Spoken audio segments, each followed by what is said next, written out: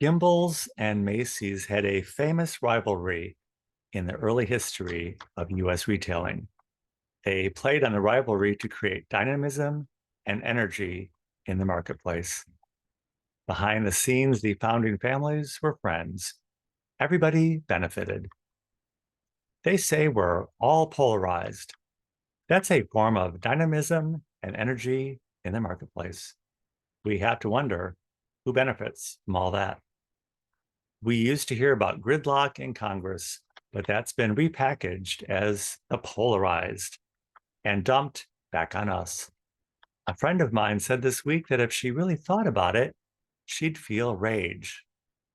I told her she couldn't do that because rage is not part of the middle class.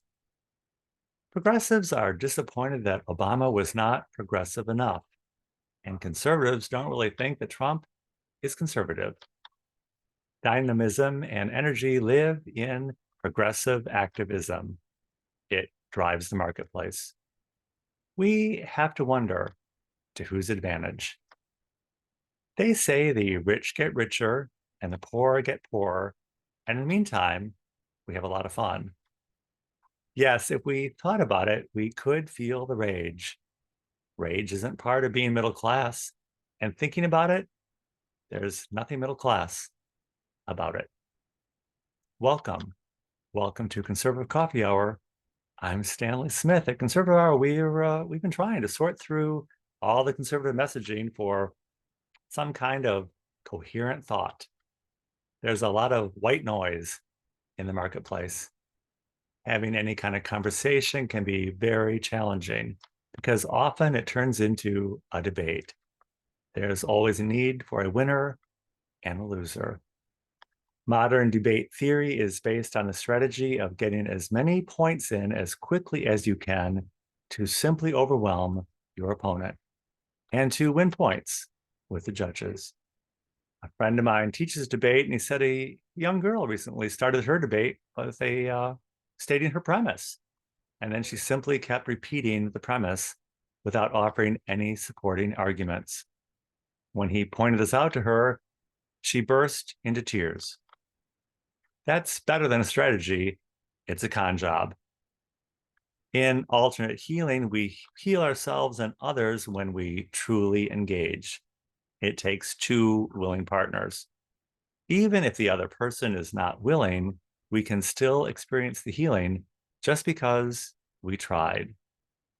It's a con job when we play the other person to exact some kind of healing at the other person's expense, when it's not genuine, just so we can say we tried.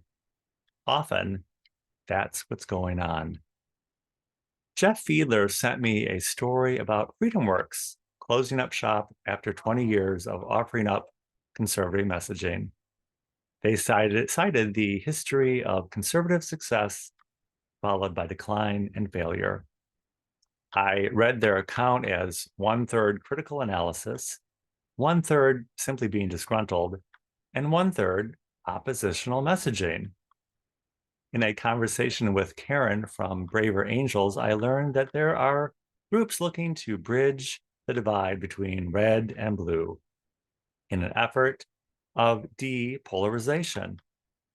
Other groups include Active Hope, which asks us to rate how bad things are on a scale from 1 to 10. Are things pretty good and okay? Or are we heading into disaster territory? If we're alarmed, we're probably in reaction mode. In the living room conversations group, they recognize that people have questions about politics, social issues, and even about the coronavirus. They suggest we can be engaged in difficult topics while suspending judgment. I ran Braver Angels by Nicole Saunders at the John Birch Society. Nicole came back with a list of funders for this group. It was a who's who of bad news players. I wasn't really surprised. Behind everything is a paying sponsor, a sponsor with something they're trying to sell us. Even the pandemic had a paying sponsor, the pharmaceutical industry and the federal government. In my talk with Karen, I shared that in my experience, conspiracy really had a home in the conservative side of things. It's a creative way of making sense of things. But now conspiracy has saturated the entire spectrum, both right and left. I hear wild ideas from all sides. It comes back to the idea that the other side is going to take away all of our freedom. We used to have much better vision, leadership, and messaging in this country. It tells me one of two things. Either things are so dangerous in the world, they simply can't tell us what's going on, or we've lost the capacity to be consoled and healed. In palliative healthcare, all hope for a cure has been abandoned, and now the goal is to make the patient as comfortable as possible. Perhaps drowning out everything with all the white noise is the kindest thing they can do. Practical things we can do at this time is to truly engage with others without falling for the I tried con job. And also we can engage with people and encourage them to vote, to register to vote, and plan to vote, regardless of who they're voting for. That's a conversation we can all have. And if we can't have that conversation, then something else is going on.